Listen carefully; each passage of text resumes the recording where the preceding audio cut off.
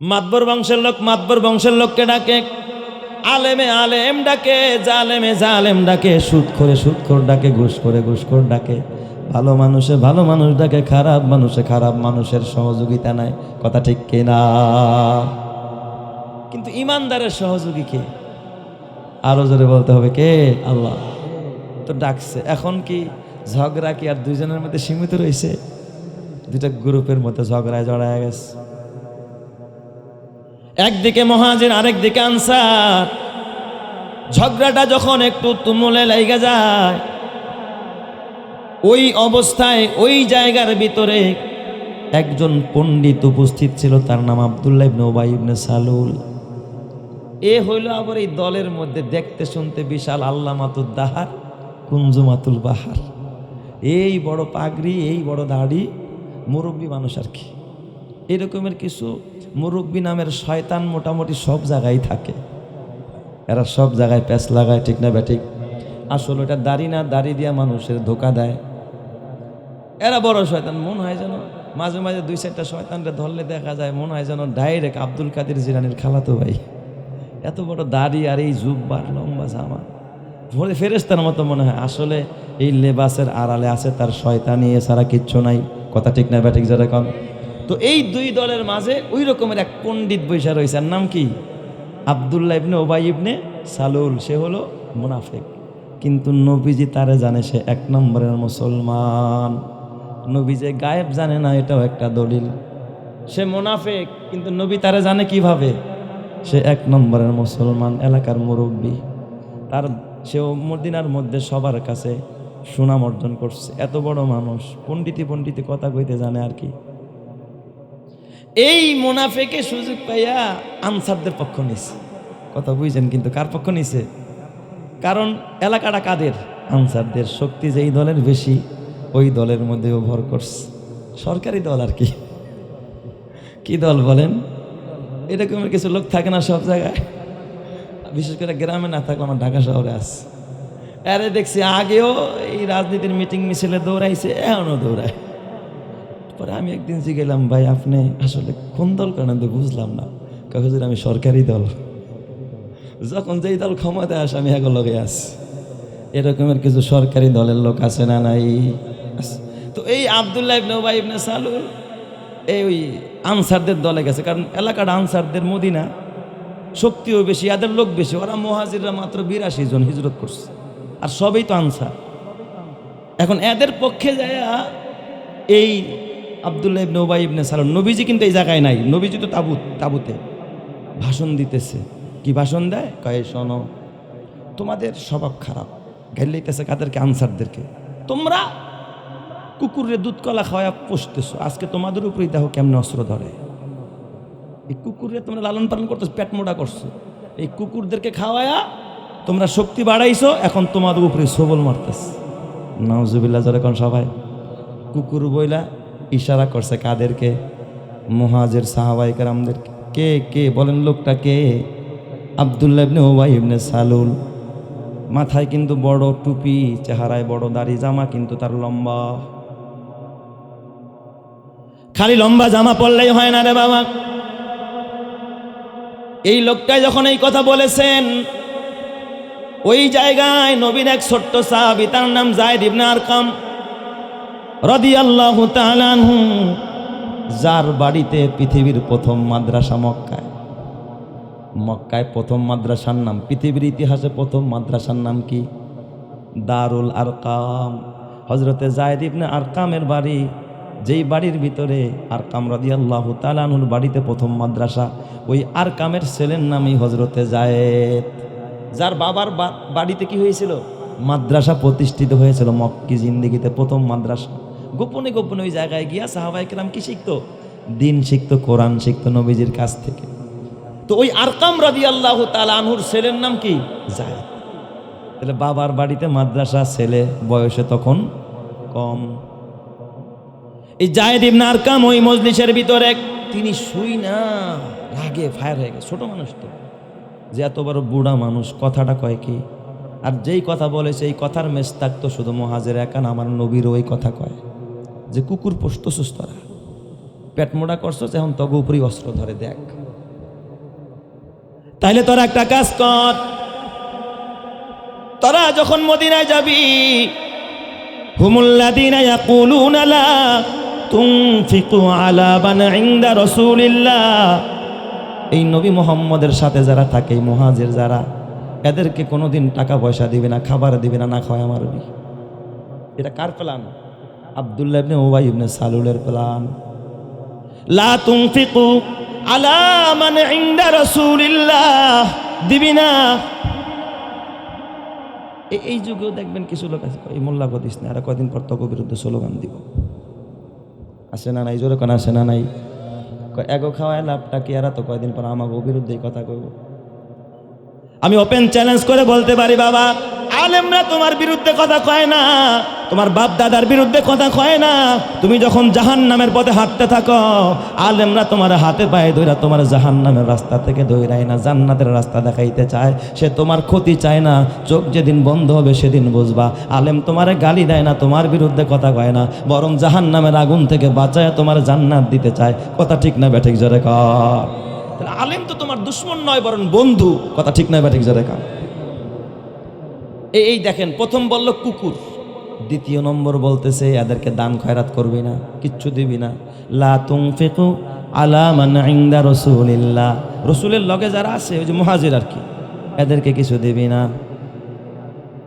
এটা হলো 1 নম্বরের। 2 নম্বরের কাজ। 3 নম্বরে আরেকটা কাজ করবি,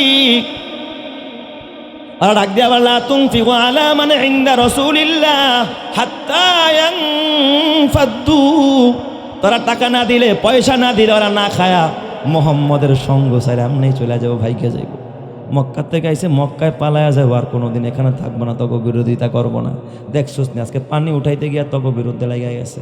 তার মানে বলেন তো, আব্দুল্লাহ ইবনে উবাই ইবনে সালুল এই জায়গায় বলেন তো আগুনের মধ্যে কি ঢালতেছে? ঘি ঢালতেছে, ঠিক না বেঠিক? কেরোসিন ঢালতেছে।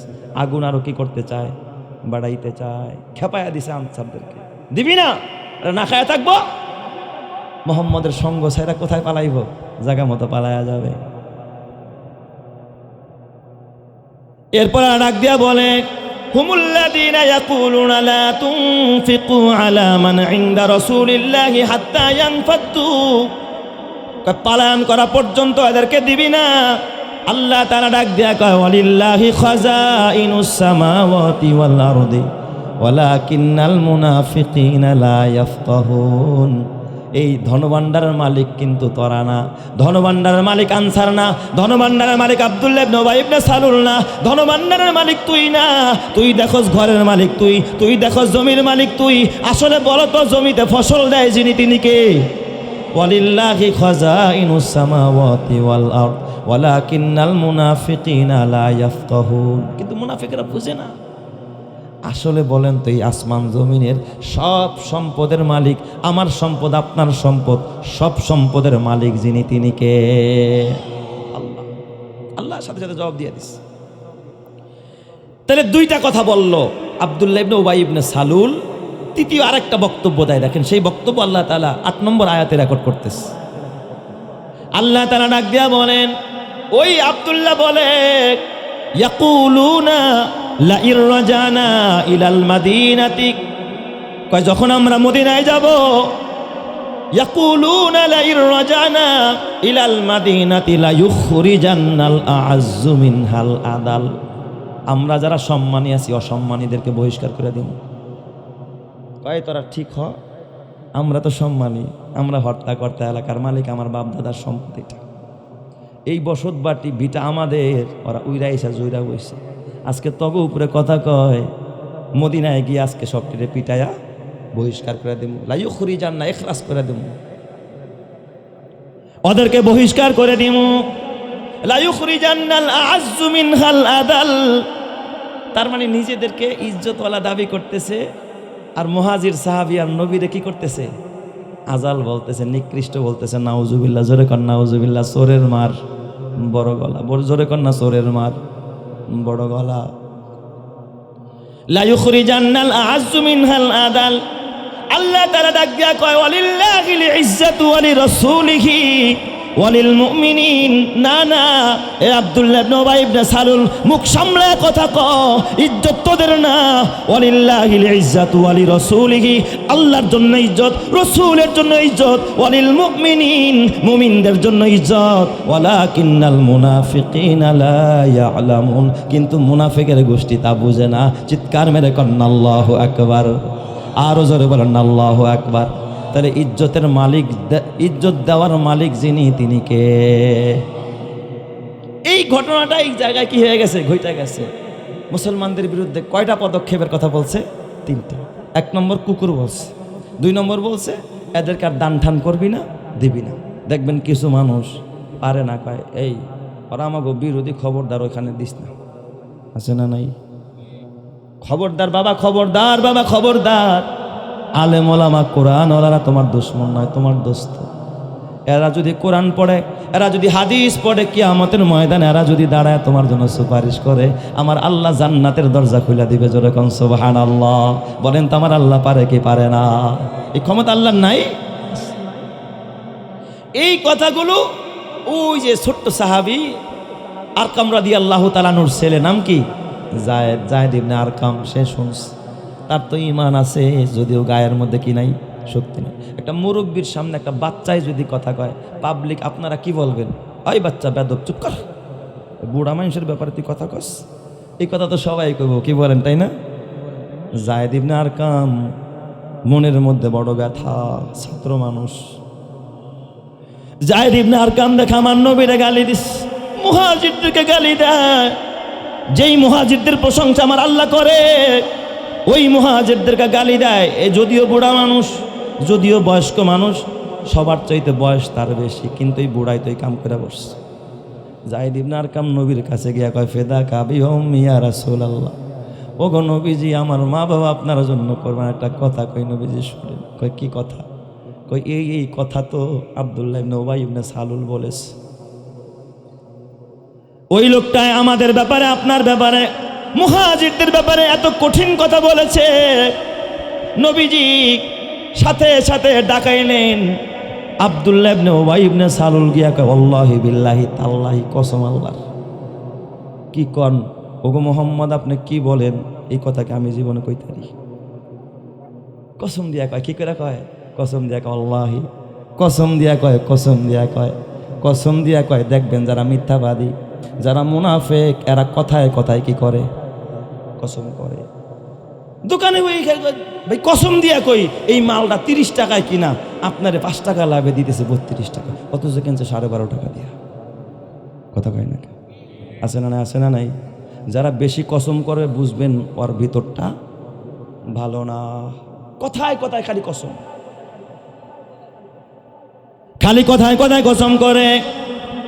নবীজি সাহাবীদেরকে ডাকালেন, কারণ নবীর তো বিশ্বাস আমার যায়েদ মিথ্যা বলতে পারে না। আবার নবীরও এই ইয়াকিন, নবীর এই বিশ্বাস যে আব্দুল্লাহ ইবনে উবাই ইবনে সালুল এও তো একজন মুমিন। নবী জানে না যে সে মুনাফিক। নবী জানে কি সে 1 নম্বরের মুমিন, 1 নম্বরের ইমানদার। নবীজি ডাক দিয়া বলে, এই আচ্ছা আপনি বলেন, আপনি কি কইছেন? কয় না, এইগুলোকে আমি বলতে পারি? এই ছোকরা মিথ্যা কথা কয়। যায়েদ ইবনে আরকামরে মিথ্যাবাদী বানায় দিস। আনসাররাও কয়, হুজুর ঠিকই গেছো, পোলাপানের কথা একটা মুরব্বীর আপনি কিছু বলতে পারেন?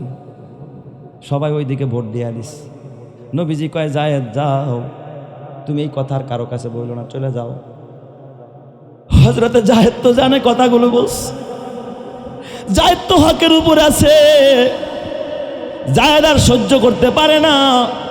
নবীজিও আমার কথা নিলেন না, আমার কথা ছোট্ট বইলা কেউ গ্রহণ করলো না। যায়েদ ইবনে আরকাম এই সফর থেকে ফেরার পরে সে আর বের হয় না, খালি মসজিদের মধ্যে কান্দে, সেজদায় পড়ে কান্দে। আর মালিকরা ডাক ডাক, আল্লাহ আমার সামনে আমার নবীরে গালি দেয়, সাহাবীদেরকে গালি দেয়। আল্লাহ ছোট্ট বইলা আমার কথা নবীজিও গ্রহণ করলো না, কান্দতেছে। যায়েদ ইবনে আরকাম রাদিয়াল্লাহু তাআলা আনহুর চাচা, ওনার চাচা দেখে ছোট্ট যায়েদ এতদিন কত আনন্দিত ছিল, আজকে ছোট্ট যায়েদ কথা কয় না, মনটা তার খারাপ। চাচা গিয়া ডাক দিয়া কয়, ও বুঝছি নবী তোমারে মিথ্যাবাদী বলছে, এই জন্য তোমার মন খারাপ। তুমি চিন্তা করো না, আরশের মালিক আমার নবীরে সব জানায়া দিবে। চিৎকার মেরে কন্যা আল্লাহু আকবার, আরো জোরে কন্যা আল্লাহু আকবার। কারণ আমার নবী তো ভারত দ্বারা পরিচালিত না, আমার নবী আমেরিকা দ্বারা পরিচালিত না, আমার নবী রাশিয়া দ্বারা পরিচালিত না, আমার নবী কোনো নেতা নেত্রী দ্বারা পরিচালিত না, আমার নবী জিব্রাইলের মারফত ওহীর দ্বারা পরিচালিত। আমার নবীর পরিচালক যিনি, তিনি কে? আরো জোরে বলতে হবে, নবীর পরিচালক কে?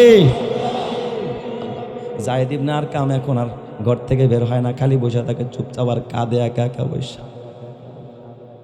আল্লাহ তাআলার কাছে যায়েদের চোখের পানি পছন্দ হয়ে গেছে। আল্লাহ তাআলা জিব্রাইলে ডাক দেয়, জিব্রাইল কই রে, জলদি যা, আমার বন্ধু মুহাম্মাদের কাছে যা, এই মুহূর্তে আমার বন্ধুরে জানা দেখ, ইজা জাআকাল মুনাফিকুনা ক্বালু নাশহাদু ইন্নাকা লা রাসূলুল্লাহ ওয়াল্লাহু ইয়ালামু ইন্নাকা লা রাসূলুহু ওয়াল্লাহু ইয়াশহাদু ইন্নাল মুনাফিকিনা লাকাযিবুন। হে নবী, ওরা আয়েশা সাক্ষী দেয় যে আপনি আল্লাহর নবী, আর আল্লাহও বলে আপনি আল্লাহর নবী, কিন্তু আল্লাহ তাআলা এই সাক্ষীও দেয় মুনাফিকরা হলো মিথ্যাবাদী। চিৎকার মেরে কন্যা আল্লাহু আকবার। ইন্নাল মুনাফিকিনা লাকাযিবুন। আল্লাহ সূরা মুনাফিকটা নাজিল করে দিস। তার মানে এই আয়াতের মধ্যে আল্লাহ বুঝাইয়া দিছে এখানে যায়েদ ইবনে আরকাম মিথ্যাবাদী না, মিথ্যাবাদী হলো আব্দুল্লাহ ইবনে উবাই ইবনে সালুল, ওই মুনাফিক। আল্লাহ তাআলা ডাক দিয়া বলেন, ইত্তাখাযু আইমানাহুম জুন্নাতান। নবী আমার, এই মুনাফিক ঢাল বানাইছে। ইত্তাখাযু আইমানাহুম, ওই যে কসম করছে আপনার সামনে, কসম করে কই, কসম করে কই না, আমি এই কথা বলি নাই। আপনি তো কসমে পড়ে গেছেন, সে তো কসম রে ঢাল বানাইছে। ইত্তাখাযু আইমানাহুম জুন্নাতান, এই কসমদারের ঢাল বানায়া যায়েদ ইবনে আরকামরে মিথ্যাবাদী বানায় দিছে, আপনারা ধোকায় ফেলাইয়া দিছে। এই জন্য আমার নবী হাদিসে বলে, আয়াতুল মুনাফিকি সালাসা, মুনাফিকের আলামত কয়টা? তিনটা। ইজা হাদ্দাসা কাযাবা, যখন এই মুনাফিক কথা বলে, মিথ্যা কথা বলে। এই আমার বাবা, এই গল্প আপনাদেরকে কেন শোনাই, এই আয়াতের তাফসির আপনাদেরকে কেন শোনাই, আপনি চিন্তা করে দেখেন আপনার মধ্যে মুনাফিকের আলামত আছে কিনা। ইজা হাদ্দাসা কাযাবা ওয়া ইজা ওয়াদা আখলাফা ওয়া ইজা তুমিনা খান। কয় যখন কথা বলে মিথ্যা কথা বলে, ওয়াদা দিয়া ওয়াদার খেলাফ করে, কেউ যদি আমানত রাখে আমানতের খেয়ানত করে। বলেন তো এমন মানুষ সমাজে আছে না নাই? কথায় কথায় মিথ্যা কথা। ইত্তাখাযু আইমানাহুম জুন্নাতান ফাসাদ্দু আন সাবিলিল্লাহ ইন্নাহুম সাআ মা কানু ইয়ামালুন। ওদের আমল কিন্তু বড় খারাপ। আল্লাহর নবী বুইজা ফালাইছে। আব্দুল্লাহ ইবনে উবাই ইবনে সালুল যদিও চেহারা বড় সুন্দর, দেখতে বড় ভালো, দাড়ি অনেক বড়, কিন্তু লোকটা মুমিন নয়, লোকটা বড় মুনাফিক। আল্লাহর নবীরে জানায়া দিলেন যিনি, তিনি কে? আরো জোরে বলেন না, তিনি কে?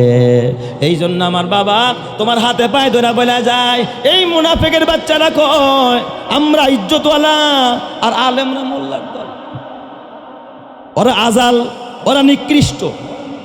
এই সমাজের কিছু মানুষ আলেমদেরকে সমাজের বোঝা কয়, আলেমদেরকে মনে করে এরা নিম্ন শ্রেণীর মানুষ, এরা তো অতীত যুগের কথা কয়, ওরা সেই পুরান যুগের কথা কয়, ওরা আপডেট কোনো কথা কয় না।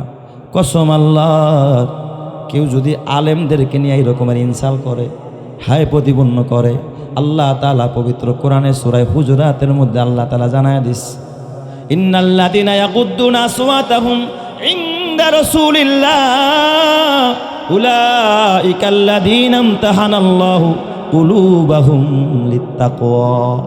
কয় যারা আল্লাহর নবীর সামনে নিজের আওয়াজকে ছোট করে দেয়, নিজেদেরকে নত করে দেয়, তাদের অন্তরকে আল্লাহ তাআলা তাকওয়া দিয়া ভরে দিছে। তাকওয়ার পরীক্ষা আল্লাহ তাদেরকে পাশ করায়া দিছে। জোরে কন্না আল্লাহু আকবার। আল্লাহ তাআলা অন্যত্র বলে, ইন্নামা ইয়াখশাল্লাহা মিন ইবাদিহিল উলামা। উলামায়ে কেরাম আল্লাহরে ভয় করে। অতএব উলামায়ে কেরামের সামনে তাকাব্বুরি করেন না, অহংকার দেখায়েন না, আলেমদেরকে গালি দিয়েন না, এদেরকে বন্ধু বানান, এদেরকে সাথী বানান, এদেরকে সঙ্গী বানান, এদের কাছে যান, এদের সাথে মিশেন, জান্নাতের রাস্তা দেখাবেন যিনি, তিনি কে? আর যদি আলেম থেকে দূরে সরে যান, জান্নাতের রাস্তা হারায়া ফেলবেন রে বাবা। একজন বড় জালেম বাদশাহ, একজন বাদশাহ হঠাৎ অসুস্থ হয়ে গেছে, প্রস্রাব বন্ধ হয়ে গেছে, অহংকারী, আলেমদের উপরে জুলুম করত। অহংকারী বাচ্চা, প্রস্রাব বন্ধ হয়ে গেছে। কি করবে চিন্তা করে কুল পায় না। ডাক্তার দেখায়, কবিরাজ দেখায়, বড় বড় ডাক্তারের কাছে যায়। এত ঔষধ, দেশ বিদেশের সব ডাক্তার, বড় বড় MBBS, FCPS, FRCS সব দেখানো শেষ, স্পেশালিস্ট ডাক্তার যারা, সব ট্রিটমেন্ট করা, পরীক্ষা করা শেষ, কিন্তু রোগ ভালো হয় না, প্রস্রাব করতে পারে না, দম বন্ধ হয়ে আসে, জীবনটা একেবারে সংকটাপন্ন হয়ে গেছে। যদি মানুষ প্রস্রাব পায়খানা করতে না পারে, তার তো বাঁচার কোনো গতি থাকে না। বাচ্চা তো বেহাল দশা, কি করা যায়?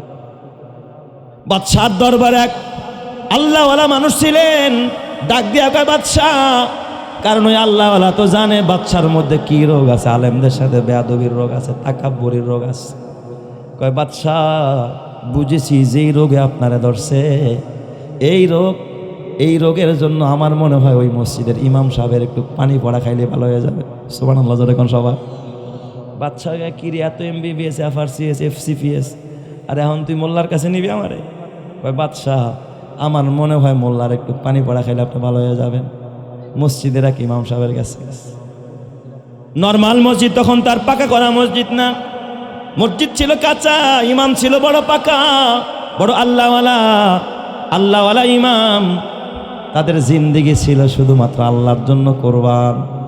ইমাম সাহেবের কাছে যায়, কয়, ইমাম সাহেব, বাদশার তো এই হালাত, একটু পানি পড়া দিবেননি? ইমাম সাহেব কয়, কি হয়েছে? কয়, প্রস্রাব বন্ধ হয়ে গেছে। কয়, বুঝছি, এই রোগের ট্রিটমেন্টের জন্য যদি আমার পানি পড়া নিতে হয়, হাদিয়া লাগবে, হাদিয়া। সুবহানাল্লাহ বলেন সবাই। কারণ ইমাম সাহেব তো বড় আল্লাহওয়ালা মানুষ, অন্তরের চোখ দিয়া তিনি অনেক কিছু দেখতে পায়। আল্লাহ তাআলা এমন কিছু কারামাত আউলিয়াদেরকে দান করছেন। ওয়া কারামাতুল আউলিয়া হাক্কুন, অলিদের কারামত এটাও সত্য। কারণ অলিরা তারা শুধুমাত্র চর্মচক্ষু দিয়া দেখে না, মাঝে মাঝে অন্তর্চক্ষু দিয়াও দেখে। জোরে কোন সুবহানাল্লাহ। কয়ে, আমি পানি পড়া দিতে পারি, আর দিলে ভালোও হবে, তবে শর্ত আছে। কি দিতে হবে? আমাকে পারিশ্রমিক দিতে হবে, পারিশ্রমিক। কয়, কি লাগবে, কি পারিশ্রমিক চান? কয়, বাচ্চারে গিয়া বলো তার পুরা রাজত্বের অর্ধেকটা আমার লেখা দিতে হবে। বাচ্চায় তো মরে মরে বাপ, অর্ধেকটা পুরা চাইলে পুরাটাই দিয়া দিবে। দেখেন নাই ওই যে বাবুল সাহেবের অবস্থা, করোনার সময় যখন যমুনা গ্রুপের মালিক মারা যায়, করোনার সময় ডাক্তারদের ডাক দেয়া, কয়, ডাক্তার, শ্বাস নিতে পারি না, আইসিইউতে থাইকাও দেখে শ্বাস বের হয়ে যায়, রুহটা বের হয়ে যায়। কয়, যা চাও দিব, ভালো ডাক্তার আনো, যত টাকা লাগে সব দিয়া দিব, শুধু শ্বাসটা, দমটা ছাড়ার মতো একটু সুযোগ করে দাও। এ আমার বাবা, ওই সময় কিন্তু আপনারও আসবে, আমারও আসবে। ওয়াজাত সাকরাতুল মাউতি বিল হক। তবে ভালো অবস্থায় ওই আল্লাহওয়ালার কাছে যাও, সংকটাপন্ন অবস্থায় যাও না। ডাক দিয়া বলে, বাদশা, যদি পানি পড়া নিতে হয় তাহলে রাজত্বের অর্ধেক লেখা দিতে হবে। কাগজ কলম লয়ে আয়। বাচ্চার তখন বাঁচা দরকার, স্টাম্প নিয়ে আসছে, সই করে দিছে, অর্ধেক রাজত্ব আমি এই হুজুরের ইমাম সাহেবের লেখা দিলাম। সুবহানাল্লাহ, জোরে কোন সবাই।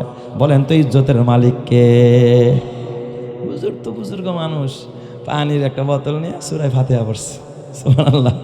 কি পড়ছে? আলহামদুলিল্লাহি রাব্বিল আলামিন মালিকি ইয়াউমিদ্দিন থেকে নিয়ে একেবারে ওয়ালাদ-দাল্লিন আমিন পয়রা ফুদিয়া দিছে। কয়, যাও বাচ্চারে পানি খাওয়ায়া দাও। পানি খাওয়াইছে, খাওয়ার লগে লগে বাচ্চাদের প্রস্রাব চালু হয়ে গেছে। আল্লাহু আকবার, জোরে কোন সবাই। প্রস্রাব চালু হয়ে গেছে, বাচ্চার প্রস্রাব চালু হয়ে গেছে। কিন্তু চালু হয়েছে তো হয়েছে, এখন আর বন্ধ হয় না, খালি প্রস্রাব করতে আছে। মুসালসালুল বাউল হয়ে গেছে। ফিকহের কিতাবে আলেমরা পড়েছেন, কারো যদি এরকম মুসালসালুল বাউল হয়, এরও একটা মাসআলা আছে, ফিকহের কিছু নিয়ম আছে।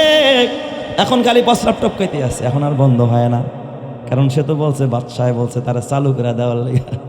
মোল্লা মানুষ, সোজা মানুষ, একবারে এক ফু দিয়া ডাইরেক্ট কি করে দিছে, ডাইরেক্ট করে দিছে, আর কি চালু হয়ে গেছে। এখন আর বন্ধ হয় না। ওই সোফায় বসে ওই জায়গায় প্রস্রাব পড়ে, সিংহাসনে বসে ওখানেও প্রস্রাবে ভিজায়া ফেলায়। বাদশাহ যদি সব জায়গায় প্রস্রাব করে ভিজায়া ফেলায়, তাইলে বলেন তার ইজ্জত থাকেনি আর? মান সম্মান তো সব শেষ। প্রস্রাব করে ঘর নষ্ট করতেছে, বিবি তারে দূর দূর করে তাড়ায় দেয়। কয়, কিরে মোল্লাই কেমন ফু দিল, প্রস্রাব চালু হইলো, এখন তার বন্ধ হয় না। আল্লাহু আকবার, জোরে কান সবাই। বলেন তো খেলা কার? ইমানের আওয়াজে বলতে হবে, খেলা কার? আল্লাহ। কয়, যাও আবার মোল্লার কাছে যায় কও সে যেন নিয়মতান্ত্রিক করে দেয়। এই সব সময় যদি চালু করে দেয় তাই তো আর আমার খাওয়া দাওয়া লাগবে না, খালি মরতেই থাকবো সারা জীবন। যাও বলো সে যেন নিয়মতান্ত্রিক করে দেয়, জরুরতের সময় শুধু চালু হয়, জরুরত ছাড়া যেন বন্ধ হয়ে যায়। মোল্লার কাছে গিয়া কয় হুজুর কি পানি পড়া দিলেন, প্রস্রাব যে চালু হইল আর তো বন্ধ হয় না। কয় কি কইছে বাসায়? কয় এখন শুধুমাত্র নিয়মতান্ত্রিক চায়, টাইম মতো চায়, সব সময় চায় না। কয় এটার জন্য তাইলে আবারও পানি পড়া দিতে হবে। কয় কি লাগবে? কয় আরও কিছু পারিশ্রমিক লাগবে। কয় কি পারিশ্রমিক চান? কয় বাচ্চারা গিয়া বলবা প্রস্রাবটা যদি নিয়মতান্ত্রিক করতে হয়, দেশের ডাক্তার পারে নাই, কবিরাজ পারে নাই, MBBS FCPS FRCS পারে নাই, যাও যাও বাচ্চারা বলো তাহলে বাকি রাজত্বের অর্ধেক আমার লেখা দিতে হবে। তার মানে এখন আগে অর্ধেক এখন অর্ধেক, চালু করতে অর্ধেক নিচে, এখন আর টাইমলি করার জন্য আরও অর্ধেক, তাহলে এখন কি হয়ে গেছে, পুরা রাজত্ব লেখা গেছে। বাচ্চায় কয় কিসের এত সমস্যা, দে দে রাজত্ব লাগবে না, সব লেখা দিলাম। এক প্রস্রাব ঠেকানোর জন্য পুরা রাজত্ব লেখা দিয়েছে। খেয়াল করছো নি বাবা, ওই প্রস্রাব তোমাকে আমাকে নিয়মতান্ত্রিক চালায় যিনি, তিনি কে? বাদশায় সব লেখা দিছে। এখন বাদশায় হুজুরে এক জায়গায় বসছে কোথায়, সিংহাসনে, কয় বাদশাহ আপনি নামেন। এখন বাদশাকে কয় আপনি বাদশাহ। সিংহাসনের মধ্যে বসছে, কয় আপনার সব মন্ত্রীদেরকে ডাকান। রাজ দরবারের ভিতরে মন্ত্রীদেরকে ডাকায়া ইমাম সাহেব বড় আল্লাহওয়ালা, বড় বুজুর্গ, রাজ সিংহাসনে বৈশা ওই যে স্টামের মধ্যে পুরা রাজত্বটা লেখা দিছে। বাদশাহ ডাক দেয়া একটা বল নিয়ে আসেন। বল আনছে, বল কয় এই বলটা আমার সামনে দেন। ওই বলের মধ্যে পুরা রাজত্বের যে দলিল দস্তাবিজ ছিল সবগুলো সিরা টুকরা টুকরা টুকরা টুকরা করছে। এরপরে বলের মধ্যে ফালায়া দিস। বলের মধ্যে ফালায়া দিয়া ডাক দিয়া বলে বাদশাহ এই যে আপনার রাজত্ব আমি এখন এই বলের মধ্যে ফালায়া দিলাম, আমি মোল্লা মানুষ, আমার রাজত্ব লাগবে না, এইটাই আপনার ক্ষমতা। আপনার ক্ষমতা বলের মধ্যে ফালাইলাম, এই বলটা বাসার মধ্যে নিয়ে যাবেন, এই বলের মধ্যে একবার প্রস্রাব করবেন, এই কাগজের উপরে পুরা রাজত্বের ক্ষমতার উপরে একবার প্রস্রাব করবেন। এই বলে যদি একবার প্রস্রাব করতে পারেন মরণ পর্যন্ত আর কোনোদিন আপনার প্রস্রাবের সমস্যা হবে না। চিৎকার মেরে কন্যা আল্লাহু আকবার। বাচ্চায় ঠিক এই ভিতরে গিয়া বলের মধ্যে একবার প্রস্রাব করেছে। এরপর থেকে আগের থেকে এখন বেশি সুস্থ বাচ্চা। এবার ডাক দিয়া কয় বাদশা যেই রাজত্বের গরমে মোল্লাদেরকে গালি দিতেন, যেই রাজত্বের গরমে আপনি দুনিয়াকে ধরাকে সারা জ্ঞান করতেন, মানুষকে মানুষ মনে করতেন না, অহংকার করতেন, দেখেন না আপনার রাজত্ব একটা প্রস্রাবের ফোঁটার কাছে কোনো দাম নাই। ও বাচ্চা কম রাজত্বের প্রেমে পড়েছেন, এই যে আপনার রাজত্ব আজকে প্রস্রাব করে ভাসায় দিলেন। ও বাচ্চা মরার পরেই রাজত্ব কোনো কাজে আসবে না। যা যদি বলেন আমি 7 মুল্লুকের বাচ্চা ছিলাম, কবরে কোনো লাভ হবে না। আর যদি যায় বলেন আল্লাহ আমি ওই মসজিদের খাদেম ছিলাম, আল্লাহ আমি ওই মাদ্রাসার খাদেম ছিলাম, আল্লাহ আমি ওই মাদ্রাসার একজন সহযোগী ছিলাম, আলেমের বন্ধু ছিলাম, আল্লাহ তাআলা হতে পারে ডাক দিয়া বলবে ইনতালিকু মাগফুরান লাকুম, বান্দা যা আমি তোরে ক্ষমা করে জান্নাত দিয়া দিলাম। চিৎকার মেরে কন্না আল্লাহু আকবার। এই জন্য আমার বাবা রাজত্ব যদি করতে হয় আল্লাহওয়ালাদেরকে নিয়ে করো। এ আমার বাবা নেতৃত্ব যদি দিতে হয় আল্লাহওয়ালাদের সাথে নেতৃত্ব দাও। এ আমার বাবা ভালো কিছু সুনাম যদি অর্জন করতে হয় আল্লাহওয়ালাদের সাথে চলো। আল্লাহওয়ালাদের সাথে চললে, কোরআনের সাথে চললে, হাদিসের সাথে চললে তার ইজ্জত বাড়ায়া দিবেন যিনি, তিনি কে?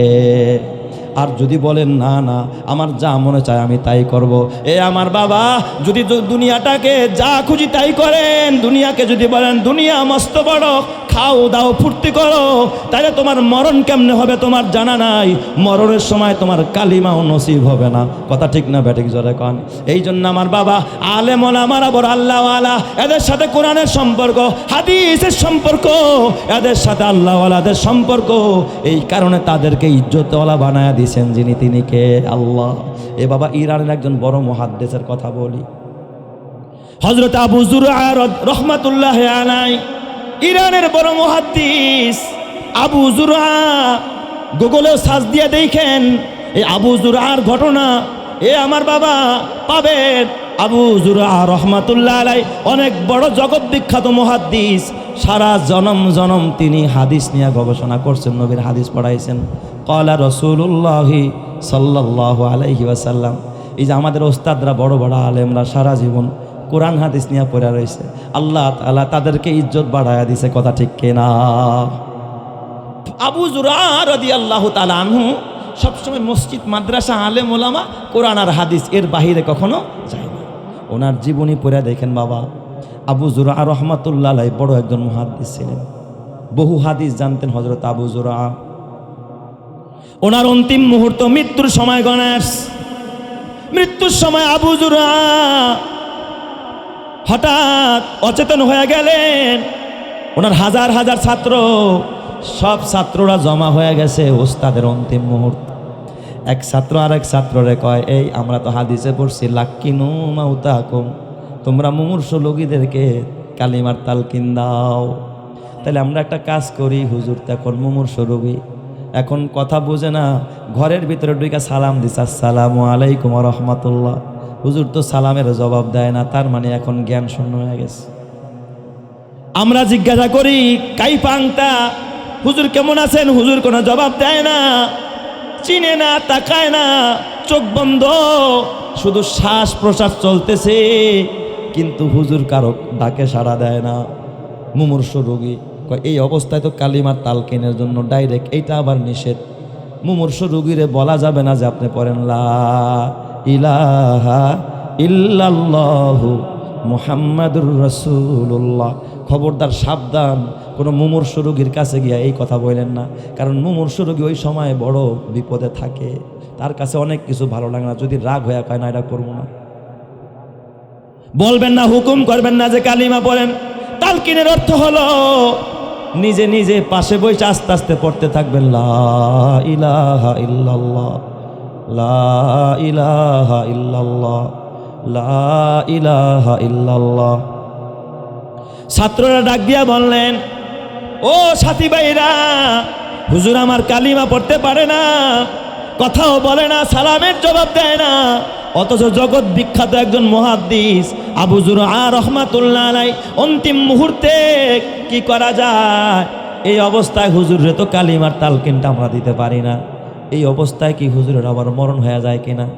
তো আরেক ছাত্র ডাক দিয়া কয়েকটা কাজ করো, হুজুর যখন আমাদেরকে ক্লাসে পড়াইতেন আমরা তো পরস্পরে তাকরার করতাম, তাহলে তুমিও বসো আমিও বসি, আমরা দুইজনে মিল্লা কালিমার তাকরার করি, তালকিন আমরা নিজেরা নিজেরা মোজাকারা করি।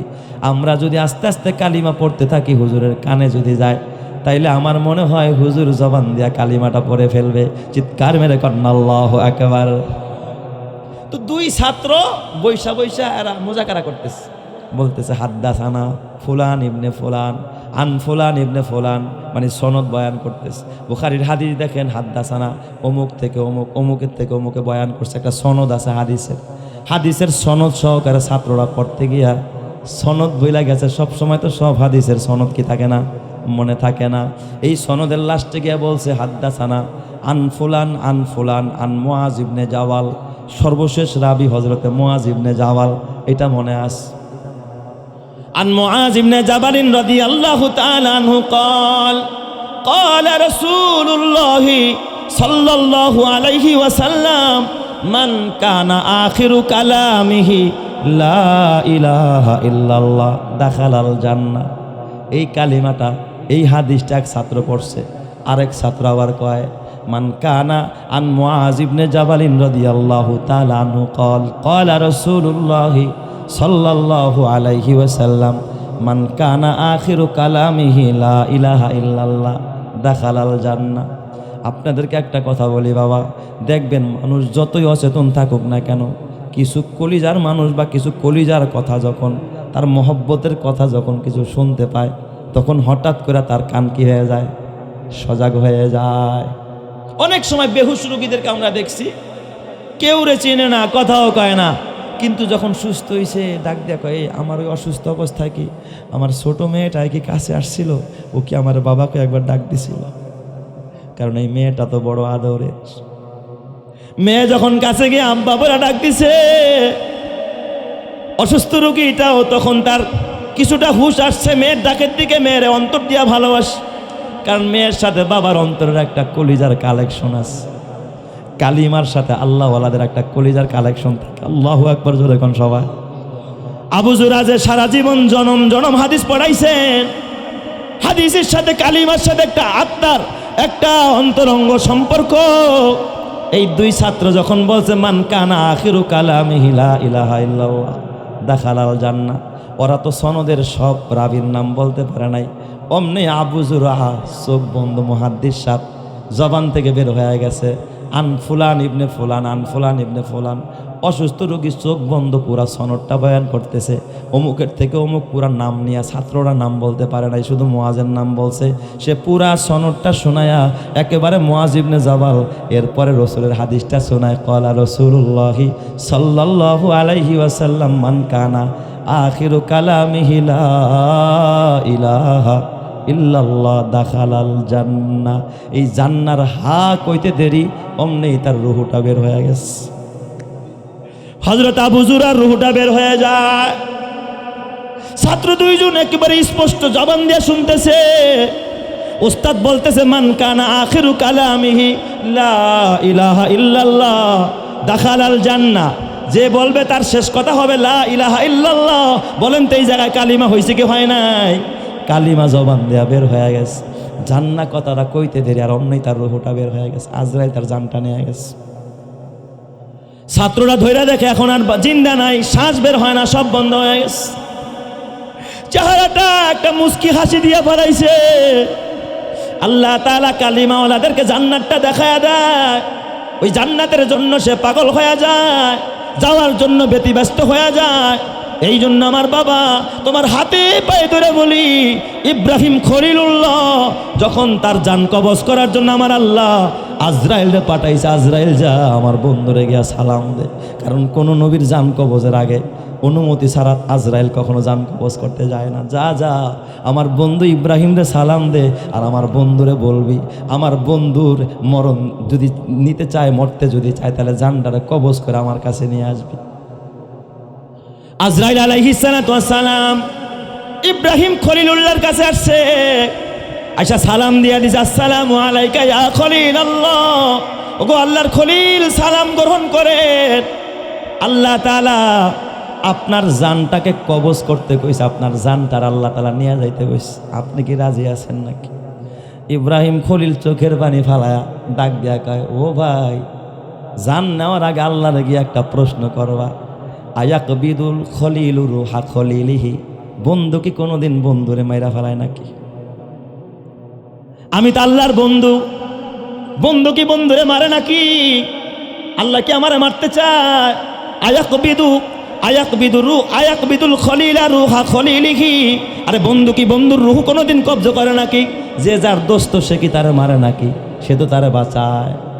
আল্লাহ তো আমার বন্ধু, আল্লাহ কেন আমার জান কবজ করতে কয়? জিবরাইল আমিন আজরাইল জানটা কবজ না করে আল্লাহর কাছে চলে গেছে। আল্লাহকে ডাক দেয়া, আল্লাহ গো তোমার খলিল তো এই কথা কয়। আল্লাহ তারা ডাক দিয়া কয়, আজরাইল রে, আমার খলিল রে গিয়া তুমি আরেকটা প্রশ্ন করবা, আয়াকরাহুল খলিলু লিকা খলিলিহি। আমার বন্ধু ইব্রাহিম রে যা জিগাইবা, বন্ধু কি কোনোদিন বন্ধুর সাক্ষাৎ করতে অস্বীকার করে নাকি? বন্ধু কি বন্ধুর সাথে দেখা করতে চায় না? ইব্রাহিমের চোখে পানি এসে বুঝে পালাইছে এটা তো আমার মরণ না। এই মরার মাধ্যমে তো আমি আমার আল্লাহর কাছে যাবো, আল্লাহর সাথে আমার দিদার হয়ে যাবে। যে আল্লাহর জন্য আমি ইব্রাহিম আগুনের মধ্যে ঝাঁপ দিলাম, যে আল্লাহর জন্য নিজের সন্তান রে ছুরির নিচে ইসমাইল শোয়া জবাই করার জন্য আমি পিতা প্রস্তুত হয়ে গেলাম, আমি ওই আল্লাহর সাথে দিদার করব, আমি আল্লাহর কাছে যাব। আল্লাহ তো চায় তার বন্ধুরে কাছে নিয়ে যাবে। ডাক দিয়া বলে, ও ভাই আজরাইল, একটা সেকেন্ড দেরি করবেন না, আমার জানটা নিয়ে যান। আমি আমার বন্ধুর সাথে রফিকে আলার সাথে দিদার করতে চাই। চিৎকার মেরে কন্যা আল্লাহু আকবার। এই দুনিয়াতে তুমি যতই করো আমার আমার চোখ বুঝেই দেখো লাগবে তোমার শুধু যে আধার। যাদের প্রেমেতে তুমি গো আজ হলে দিওয়ানা, এরা জেনে নাও কেউ কবরের সাথী হবে না। কেউ বুঝা তোমার নিবে না সেই হাসর ময়দানে, কেউ বুঝা তোমার নিবে না সেই হাসর ময়দানে। কি আমল তুমি করলে নিয়ে যাবে সেইখানে। ফুল ফোটে যেমন ঝরে তেমন খোদার বাগানে, আয়ু কতক্ষণ কার এখানে কে বলো জানে। তাই থাকতে সময় নাও বুঝে ভাই জীবনের মানে, সব আছে লেখা দেখে না ওই আয়াত কোরআনে। এই মহল কোঠা সোনা দানা সব পরে রবে, এই সব কবরে নিয়ে গেছে কে বলো কবে। এই মহল কোঠা এই দালান কোঠা জমিদারি সব পরে রবে, এই সব কবরে নিয়ে গেছে কে বলো কবে। 2 গজ জমি কয়েক গজের ওই সাদা কাফন, শুধু এইটুকুতেই হবে তোমার জেনে নাও দাফন। যা পুঁজি তোমার এখনো তার বুঝলে না মানে, যা পুঁজি তোমার এখনো তার বুঝলে না মানে, কি আমল তুমি করলে নিয়ে যাবে সেইখানে। আল্লাহ তুমি বুঝার তৌফিক দাও, যারা কানা আমিন।